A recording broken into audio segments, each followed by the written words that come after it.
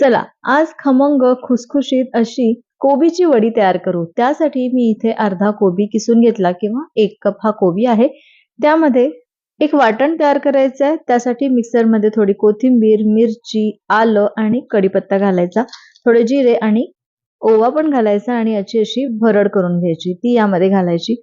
त्यानंतर यामध्ये 4 ते 5 टेबलस्पून इतकं बेसन घालायचं किंवा बसेल इतकं बेसन घालायचं. अजिबात पाण्याचा वापर करायचा नाही.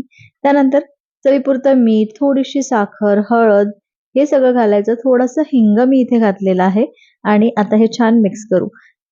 एका जाळीला मी छान तेल लावून घेतलेलं आहे आणि यावरती ही वडी थापून घेऊ, जशी आपण कोथिंबीर वडी करतो त्याचप्रमाणे, आणि स्टीम देऊन देऊ. तर 15 ते 20 मिनिटं याला वाफ काढल्यानंतर याला असे कट करू. हे बघा इझिली हे निघतंय ना, आणि आता याला तळून घेऊ. तर आपली खमंग खुसखुशीत कोबीची वडी तयार आहे. अशाच खमंग आणि मस्त रेसिपीसाठी चॅनलला सबस्क्राईब करा. बाय.